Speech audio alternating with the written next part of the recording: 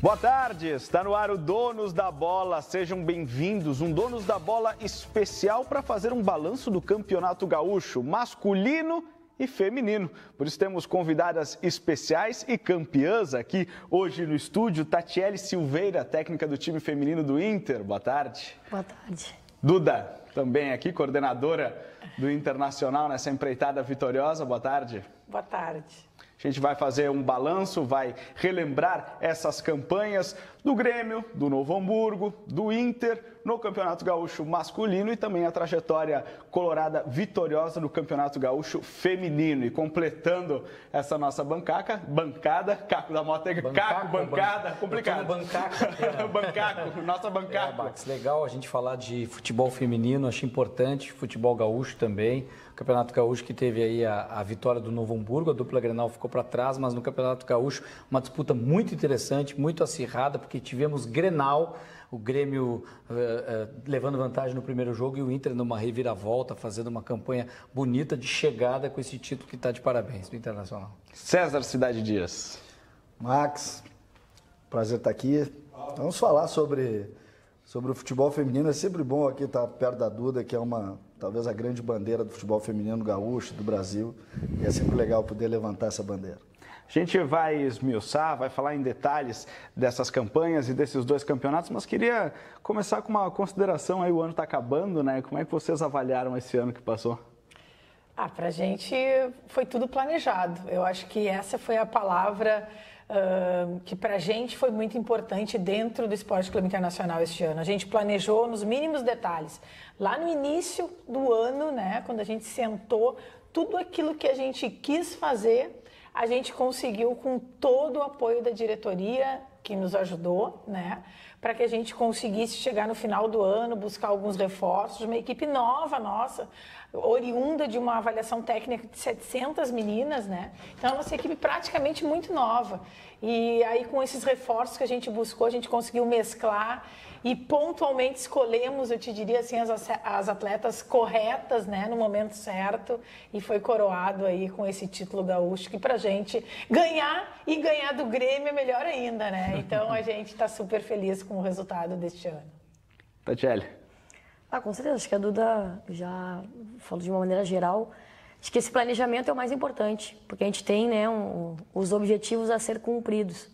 E a partir do momento que eu recebi esse convite lá no início de formar essa equipe, é uma equipe muito jovem e de atletas que oriundos do futsal, do futebol 7, porque o nosso campeonato gaúcho aqui ele não tem tanta força, ele está crescendo muito, a qualidade técnica do campeonato ela evoluiu muito.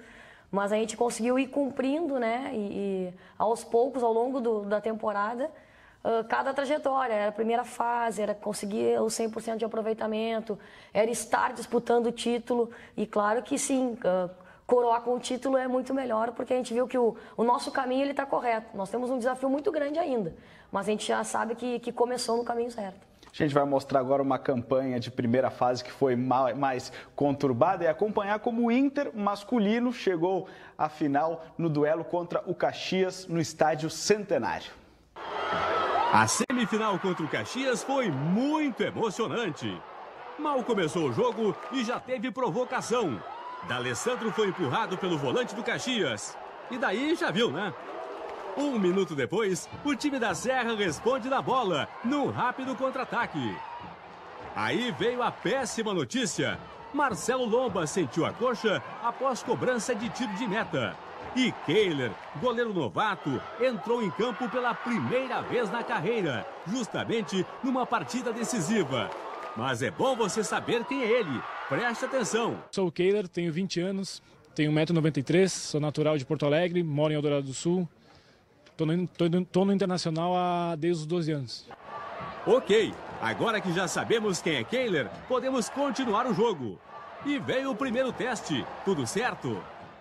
Depois, mais uma intervenção bem feita. Na hora do ataque do Inter, Dourado foi esperto e pifou Edenilson, que até poderia chutar, mas driblou o goleiro e perdeu na cara do gol. E a velha máxima de quem não faz leva funciona. Júlio César recebe ótimo cruzamento e abre o placar. Caxias 1-0.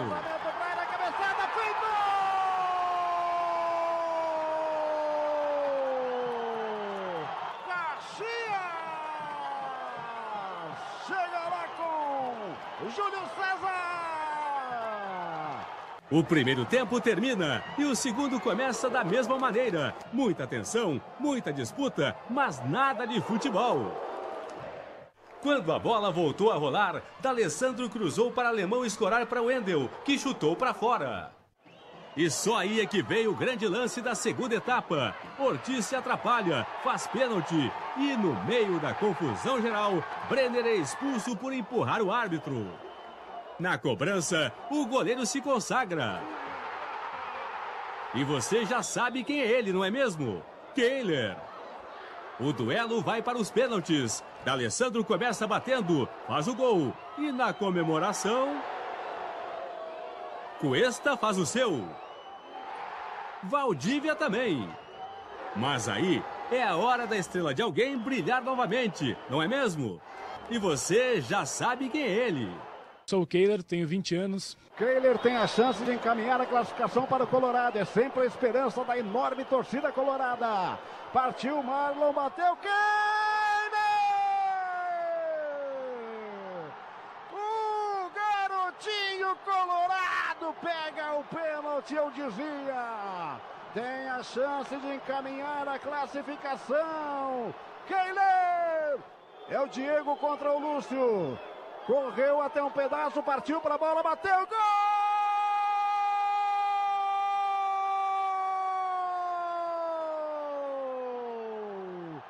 Diego! O Internacional é o primeiro finalista do Gauchão 2017. É importantíssima essa vitória, essa classificação, né? Nós tínhamos como objetivo chegar à final, o Inter tem como objetivo buscar o hepta. Essa história dos goleiros do Inter no começo do ano foi muito maluca, né, Caco? Foi impressionante, né? Depois o Kehler a gente tem ao longo do campeonato toda a sequência, né, do que aconteceu, mas o menino respondeu muito bem, o que é um trabalho de base do Internacional muito bem feito, principalmente com os goleiros também, né? O Internacional tem revelado grandes goleiros nos últimos anos, tanto que o goleiro da seleção brasileira, o Alisson, veio do Internacional juntamente com seu irmão, né, o Muriel, e são dois grandes goleiros aí, e claro, o Alisson com toda a sua estrutura que está na Roma lá, um baita de um goleiraço que está na seleção brasileira, é bem isso, um trabalho de base muito importante do Internacional, que está tentando fazer isso já com sucesso também no futebol feminino, nessa peneira. Achei interessante isso de ter 700 meninas e daí surgir, né? Claro, elas já vêm de outras equipes e surgir uma seleção do Internacional, né? De jogadoras dentro do Internacional. Essa primeira fase, esse caminho até a final foi bem mais tranquilo no feminino, né? Até não foi tanto. A gente teve adversários bem complicados. Como Estrela, que a gente jogou lá no interior, um campo pequeno, embarrado, estava chovendo, foi 1-0 só o jogo, foi bem complicado. Agora, eu acho que tudo foi na hora certa e como tinha que ser mesmo dentro das dificuldades de um campeonato gaúcho, né? É bem gauchão mesmo, Bem né? gauchão, enquanto que o nosso adversário acabou pegando por sorteio, né? Acabou pegando equipes um pouco mais novas no futebol feminino, acabou tendo jogos de 20, 15. Eu acho que isso também fez a diferença, né? Na hora que a gente planejou a nossa final realmente contra o Grêmio. Grêmio, naquele momento, a gente viu declarações de foco total no gauchão, prioridade no primeiro semestre e acabou em eliminação. Olhando em retrospecto agora, o que a gente pode falar desse Grêmio, César? Na verdade, a surpresa e a crítica em cima da surpresa do Grêmio, o grande ponto da temporada do Grêmio é essencialmente o gauchão. Por quê? Porque se tinha mais trabalho, o Inter em reconstrução, a gente sabe da distância para as equipes menores. O Grêmio acabou empatando 3 partidas com o Novo Hamburgo. Uma na fase de grupos e depois as 2 da semifinal. E aí a crítica é natural, o Grêmio precisava render mais, como a gente viu que poderia, né? Que rendeu mais depois, conquistando tudo que conquistou. Então, naquele momento, a dúvida foi criada. Por quê? Porque não podia perder para o Novo Hamburgo e não pode perder para o Novo Hamburgo jamais. Mas o futebol aceita, né?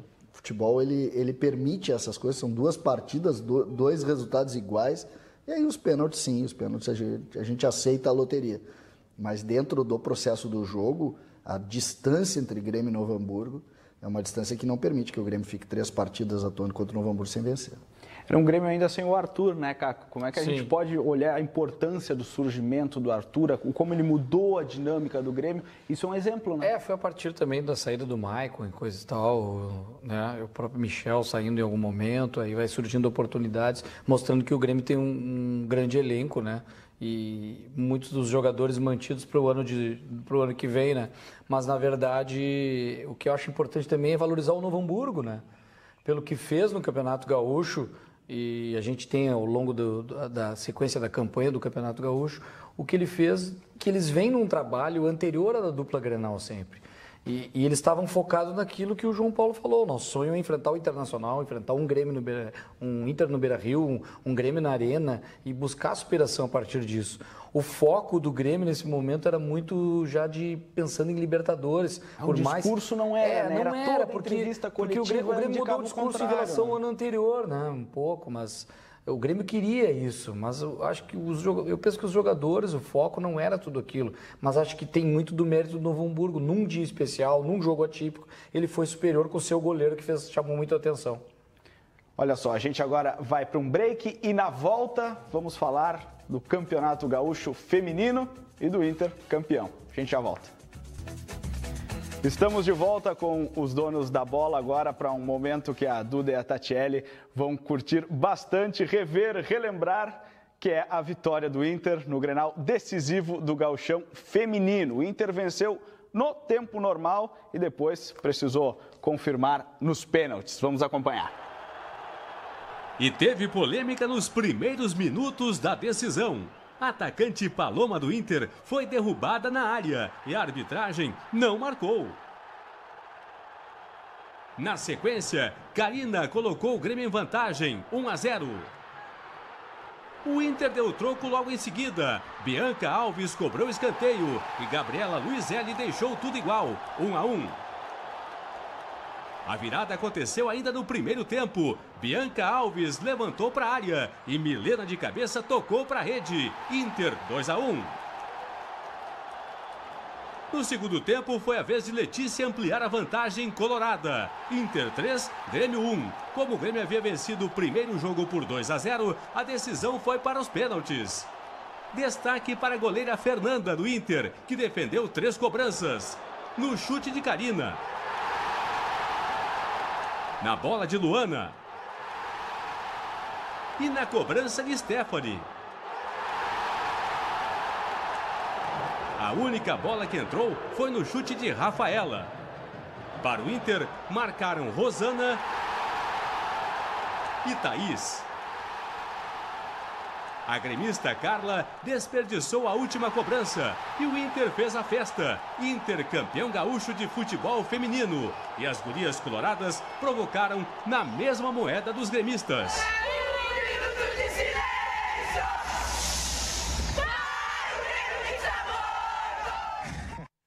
Como é que é rever tudo isso, Dudu e Tatiele? Bah, risada, vai lá, né? Legal. Poxa vida, acho que ganhar é muito bom. E o legal de tudo foi que no dia anterior, né, a gente recebeu um vídeo do D'Alessandro, onde ele falou, né, assim, Grenal não se joga, Grenal se ganha. E eu acho que aquilo ali passou uma energia para aquelas gurias, né?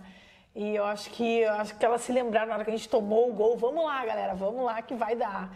E eu acho que o time estava bem preparado, a Tati pode falar melhor sobre isso, mas o time estava super focado, eu acho que isso foi uma coisa muito legal, né? E a gente só tem a agradecer ao Inter, porque a gente andava no ônibus do Inter, a gente concentrou no hotel do Inter, a gente jogou no campo do Inter, ou seja, a gente foi gigante como o Inter é, né? Aí eu acho que isso que fez com que a gente conseguisse essa taça aqui. Tati, depois de uma baita campanha, o Inter conheceu a derrota justamente na reta final e precisou passar por cima disso. Como é que foi esse trabalho de lidar com a perda da invencibilidade justo na reta final? Como é que se deu esse trabalho de remontada? A gente tem que estar preparado para todas as adversidades, né? E isso a gente sempre vem tentando levar para elas dia a dia no treinamento. E para nós, assim, ó, acho que a gente já começou a reverter lá mesmo, no CT, no final do jogo, quando a gente fechou no vestiário, porque a gente sabia da dedicação delas, do comprometimento que essas meninas tiveram ao longo de toda a temporada, de querer aprender, de doação no treinamento. Então a gente já fechou naquele momento lá e ia ser na nossa casa, né? A gente teve o privilégio de definir o título dentro de casa e além de ser dentro de casa, claro que a PUC foi a nossa casa por muito tempo, mas é diferente tu definir o Grenal dentro do Beira-Rio. E o torcedor ele foi fundamental, porque mesmo com o resultado adverso naquele momento no domingo anterior, nós recebemos muitas mensagens, né, da torcida, apoiando, confiando, mostrando, né, que acreditavam muito nelas. E é isso que a gente se apegou. Acho que a gente precisa preparar também emocionalmente. Então, acho que a comissão técnica foi fantástica nisso, desde a preparação lá da goleira, da Fernanda, que ela entrou e já estava tudo, né? Acho que a gente tem que ter estratégias, a gente estuda para isso, a gente busca, né, conhecimento para isso.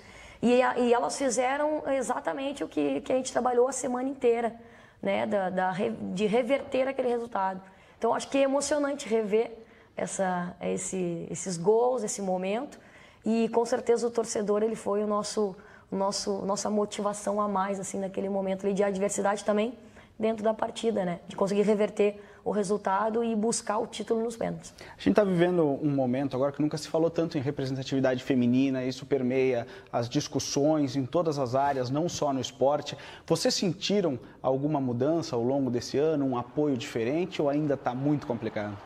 Eu acho que este foi o primeiro ano, eu posso te dizer que eu tenho 26 anos dentro do futebol feminino, foi o ano onde a gente teve dentro de um clube do tamanho do Inter o maior apoio que a gente já teve até hoje. A gente teve apoio de todas as áreas, a gente está alocado dentro do relacionamento social do clube, né, com o nosso vice-presidente Norberto Guimarães, que nos deu todo o apoio necessário, junto com os nossos diretores, o César e o Gui. Eles foram incansáveis. Se a gente pediu uma agulha, tá aqui, Duda, no outro dia. Ou seja, nada que a gente pediu... Agora, tudo que a gente pediu foi coerente, né? Porque a gente sabe que a gente está começando.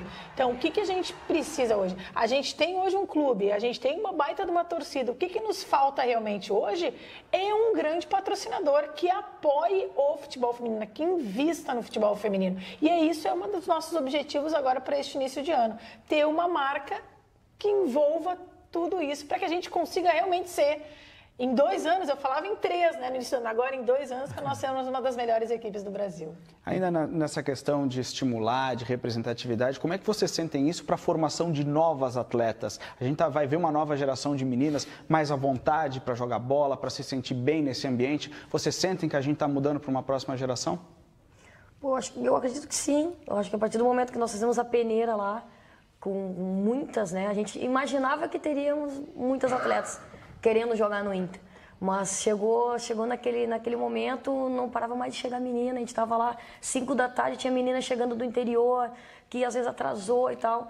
Então a gente vê que hoje já é uma coisa mais natural, as meninas estão jogando. Elas jogam na escola, tem competições escolares. De repente, coisa que na época que a Duda, que a gente jogava, não tinha essas possibilidades, né, tão presentes, eram pontuais as competições.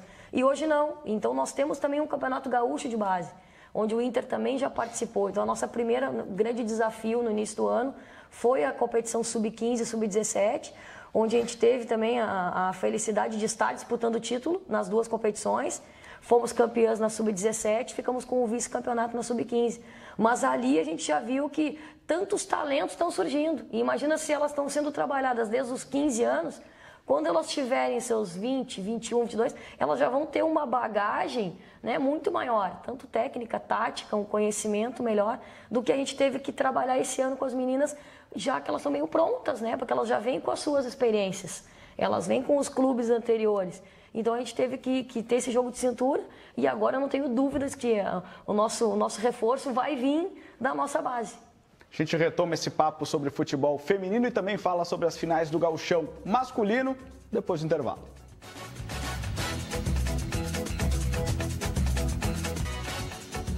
Donos da Bola especial de volta e nós vamos ver agora como foi o primeiro jogo decisivo do gauchão entre Inter e Novo Hamburgo no estádio Beira-Rio. Final de gauchão. Para o Inter, a chance de fazer história conquistando o 7º título seguido. Para o Novo Hamburgo, uma conquista inédita. o time azul colocou uma bola no pé da trave de Kehler. A resposta do Inter foi num chute de Anselmo, que quase se tornou um herói improvável. Mas o Noia não se intimidou. No escanteio, o centroavante João Paulo se abaixa para fazer 1-0 em pleno Beira-Rio.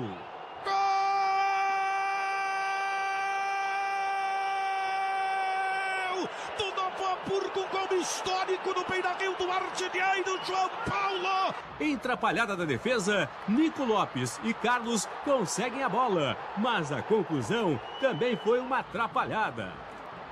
E adivinha o que aconteceu? D'Alessandro reclamando da arbitragem. Levou amarelo. A chance de gol vermelha chegou apenas na reta final do primeiro tempo. Dourado encontra Carlos, que tentou fazer um golaço. Tentou.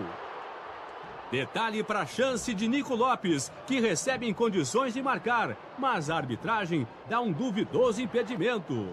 Já nos acréscimos, D'Alessandro fez o goleiro Matheus trabalhar.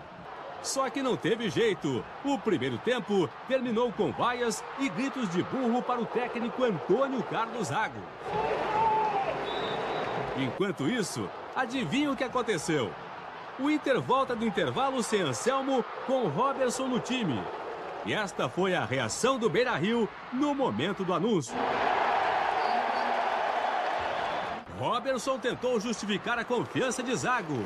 De cara, ele cruza na medida para Carlos. Quase na medida. Edenilson puxa o contra-ataque. Vai levando, leva até Carlos, que está em posição de impedimento. O mesmo Edenilson vê Nico impedido. Espera Robertson se posicionar e desta vez dá certo. A bola ainda bate no goleiro e vai morrer lá no fundo das redes. 1-1. Do Inter! Robertson! Isso aí não é obra de Deus! Isso não é obra do acaso! Isso é apenas a lógica! Um jogador com o potencial de movimentação que tem o Robertson, convenhamos, tem que aparecer como alternativa de jogo! A torcida acorda, o time também. D'Alessandro mostrou suas armas. A pressão continua e no abafo a virada esteve perto. E aí começa a falha da zaga colorada. Troca de passes de cabeça e Assis encobre Kehler. 2-1 Novo Hamburgo. Do Novo Hamburgo, Assis de cabeça. Foi assim no primeiro tempo. Está sendo assim no segundo. Sempre no lance de bola parada. A saída de Zago foi colocar Valdívia. Ele entra na de Robertson, que sentiu a coxa. Carlos reclama de pênalti não marcado. Mas é D'Alessandro quem resolve a parada. Eu já disse, ele parou de reclamar da arbitragem, né? E já falei de um lance desperdiçado por Nico. Então, desta vez, as coisas deram muito certo. Que golaço! Gol do Inter! Brincalhada mandado em campo no Beira-Rio. De gringo para gringo, o resultado é gol. 2 para o Internacional, 2 para o Novo Hamburgo. Já nos minutos finais, a cena mais temida pelas mais de 43 mil pessoas no estádio Beira-Rio. Kehler, o terceiro goleiro, se lesiona. Lesionou o cotovelo e precisa deixar a partida. Sem nenhuma condição física, Marcelo Lomba é obrigado a entrar em campo nos minutos finais. É ovacionado. Diante desse cenário, o melhor a acontecer é o apito final. A bola estava com nós, né? Nós com 3 jogadores, se vocês verem aí eu não via por que terminar o jogo naquele momento, se foi 4 minutos de acréscimo. Mas acontece, nós conseguimos novamente estar na frente 2 vezes e apresentar um bom futebol, mas a gente fez aí por merecer um resultado positivo. Poderíamos até ter saído com uma vitória. Satisfeito, né, pela equipe ter conseguido reagir dentro do jogo, criando a maioria das oportunidades de gol. Estamos ali do mesmo jeito que iniciamos esse jogo. As duas equipes talvez tenham 50% de ganhar esse título. um primeiro jogo que é um prenúncio. A gente vê o Novo Hamburgo reclamando de ter deixado a vitória escapar no Beira-Rio, né? Sem dúvida, Max. Na verdade, o Inter já tinha enfrentado dificuldade contra a equipe do Caxias, tinha vencido nos pênaltis, tinha perdido o jogo de volta e no Beira-Rio fez mais ou menos uma atuação muito parecida com o jogo de volta no Beira-Rio, no jogo de volta em Caxias. E aí se via claramente a dificuldade que o Inter teria para passar pelos momentos que passou. Porque é preciso ter, nessas horas, o Inter tem que se fazer valer principalmente o fator local. E não conseguiu fazer isso. Teve 2 vezes atrás no placar e foi empatar o jogo lá no final com o golaço do Nico Lopes. E a gente vai mostrar agora como aconteceu o título do Novo Hamburgo, conquistado nas penalidades máximas no Estádio do Vale.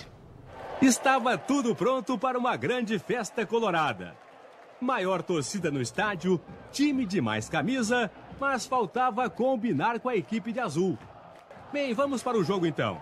Chegada aérea do Novo Hamburgo logo no começo. A resposta colorada veio nesse lance. Brenner pede pênalti, Voaden não marca e está feita a primeira confusão.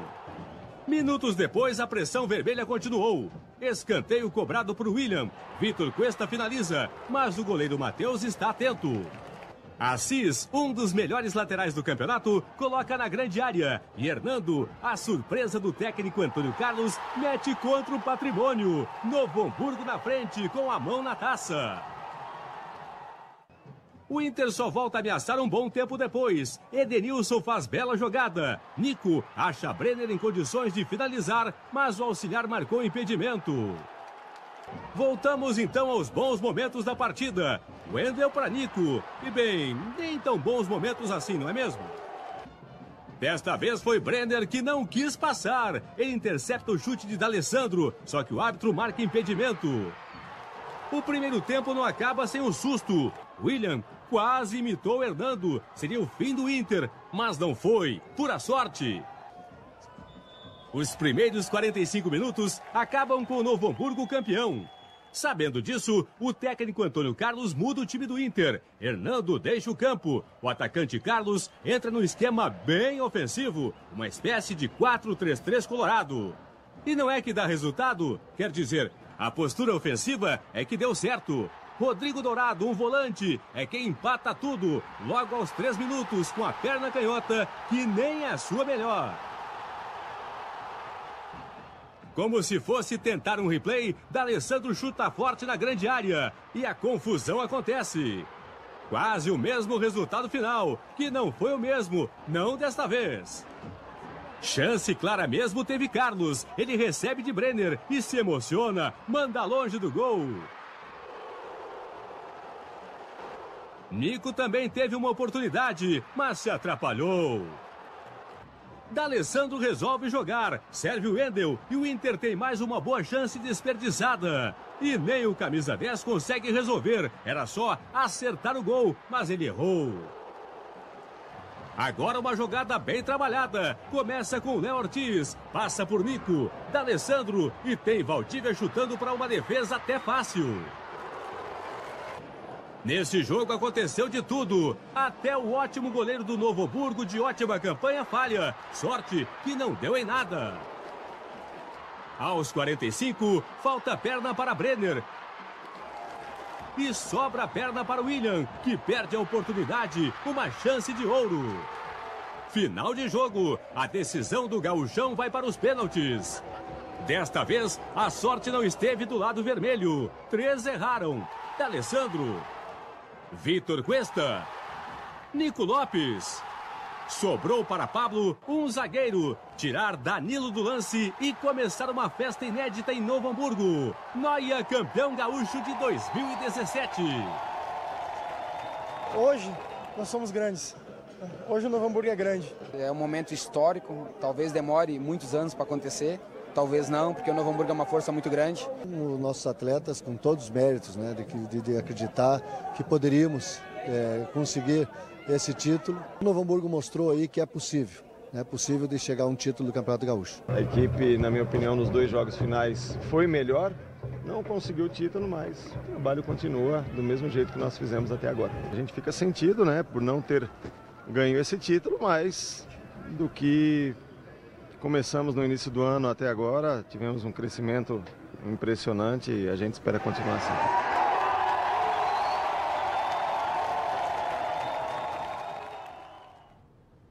Caco da Mota, eu posso falar que sem dúvidas Novo Hamburgo foi o principal time desse Campeonato Gaúcho? Se impôs com autoridade quando teve que encarar os grandes. Teve um momento que ele estava muitos pontos à frente, fez uma excelente campanha o Novo Hamburgo. Depois a gente sempre fica pensando, mas na hora da decisão ele vai acabar tropeçando. Foi aos trancos e barrancos, nas penalidades, mas ele superou. É muito difícil isso. Geralmente o que acontece quando o Caxias, o Juventude, ele elimina um outro clube na semifinal e pega o outro na final. É muito difícil assim passar pelos dois da maneira que o Novo Hamburgo passou, né? É bem complicado, muito merecida a campanha do Novo Hamburgo, que tem aí o Beto Campos para mais uma temporada no ano que vem. O Internacional parece que faltou o planejamento para o Gauchão. O planejamento do Inter não era o Gauchão, era a Série B, tanto que ele conseguiu, mesmo tendo algumas dificuldades, conseguiu o objetivo que era voltar para a Série A, né, na Série B. E nem foi mais com o Antônio Carlos Zago, que por causa desse gauchão e da sequência acabou saindo do Internacional.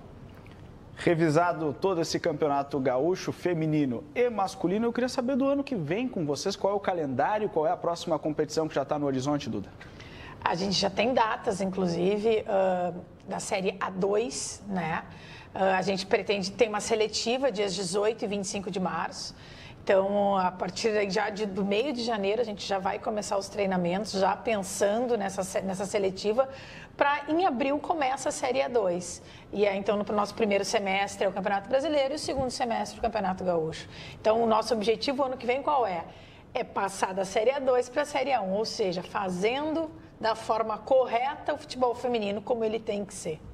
A base vai ser a mesma? Como é que é essa questão de compor elenco agora para o ano que vem? Como é que funciona isso?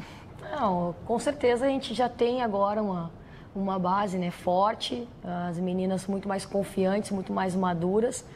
A gente recebeu esses reforços no fim da competição, mas o que eu quero frisar e que me deixa feliz é que no jogo final, as 3 atletas que marcaram os gols são oriundas da peneira, da nossa trajetória. Então, claro que o reforço ele é importante e a gente vai buscar, com certeza o Inter é muito grande e nós temos aí um desafio muito grande em 2018, que é chegar nessa competição nacional. Então, a gente precisa reforçar sempre a equipe para essa seletiva, mas claro que serão pontuais, né? São reforços pontuais, onde a gente identifica que precisa ir um pouquinho mais de atenção, mas a nossa base com certeza será mantida no próximo ano. Tatiele, muito obrigado. Feliz ano novo para você também, Duda. Obrigada, muito obrigado pela presença e parabéns para vocês. Obrigadão. Obrigada. E as meninas aí que estão nos assistindo, né? A gente está de portas abertas. A partir de 6 anos de idade, a gente tem a escolinha do Inter, né? E a gente convida todas a participarem nesse ano de 2018. Poxa, valeuzão pela presença. Obrigado, Caco. Obrigado, César. A gente volta na segunda-feira. Você fica agora com o Band Mulher. Até lá.